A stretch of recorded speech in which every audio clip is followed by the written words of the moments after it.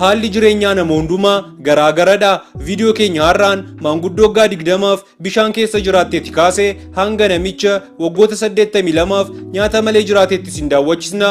Namoonni chaanaalii keenyaaf haaraa taatan chaanaalii keenya subscribe gochuun akkasumas mallattoo bilbilaa sana tuquun hamma dhumaatti nu waliin turaan affeerraa keenya.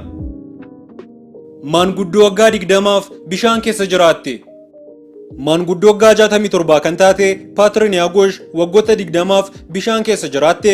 Maanguddoon kun dhibeen beekamne addunyaa kanaaf keessummaateen kan qabamte yoo ta'u, sababa dhibee kanaanis aduun baatee qilleensa'uun qaama ishee irratti dhukkubbii hamaatutti dhaga'ama. Dhukkubbii kana hir'isuufis halkan osoo aduun hin bahin gara laga naannoo isheetti argamutti adeemuun mormaan gaditti bishaan keessa of tursiti. Erga aduun dhiiteen boodas hirribaaf gara manaatti galti. Paatriiniyaan gocha kana waggoota 20f gochaa turte. Namicha xuraa'aa addunyaa. Yoo xiqqaate torban tokkoof qaama keenya osoo hin dhiqatin turuun hammam akka nama cinqu yaaduun salphaa miti. Maanguddoo waggaa 87 kan ta'e Amuu Haajiin waggoota 65f dhagna isaa hin dhiqanne. Sababni Haagiyoonaa dhagna isaa hin dhiqatiin bishaan waan sodaatuu fi saamunaa yoo fayyadame akka isa dhukkubsu waan yaaduu fi nyaanni irra caalaan jaallatu foon bineeldota du'anii yoo ta'u, sijaaraa tutus ni jaallata. Garuu udaan bineeldota aarsuun baay'ee isa gammachiisa. Namicha waggaa 70f somba sibiilaa keessa jiraate. Polio is a horrible disease. I cannot move. Alexander jedhama. Daa'ima waggaa 6 jiru dhukkuba pooliyoon qabamuun sombi isaa hojjaan ala ta'eera.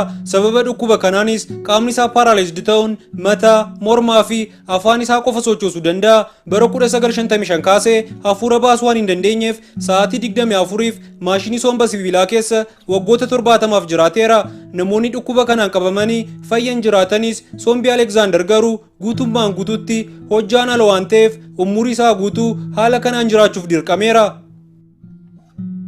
Dargaggoo caabii keessa jiraatte. Dargaggoon Naayijeeriyaa Rahama haga lubbuun jirtutti caabii yookaan qorii pilaastikii keessa jiraatte. Dhalattee jaan booda harkii fi miilli ishee guddina waan dhaabeef bakka tokko gara bakka tokkotti caabii keessa taa'uun sochooti. Bara 2018 keessa dhukkubni ishee akka malee waan itti cimeef waggaa 19tti addunyaa kanarraa lubbuun boqotteetti. Namicha nyaataa fi bishaan malee waggoota 82f jiraate. Maanguddoon ganna 82 jaaniin bara 1940 kaasee haga yoona nyaataa fi bishaan malee jiraate. Qorannoon akka jedhutti namni tokko nyaataa fi bishaan malee guyyaa 7 haga 21 caala jiraachuu hin danda'u. Doktoroonni biyya Indiyaa jaaniin nyaata malee jiraachuusaa mirkaneeffachuuf mana duwwaa keessa kan isa tursan yoo ta'u, nyaataa fi bishaan akkasumas mana fincaanillee osoo hin fayyadamin nyaata malee jiraachuusaa mirkaneeffateera. Maatiiwwan chaanaalii keenya videoowwan amma isin daawwachisne keessaa kan irra isin dinqisiise koomentii jalatti barreessuun akkasumas chaanaalii keenya like, share, subscribe gochuun dagatiin isin jecha viidiyoo biraan amma ol arginutti nagaatti.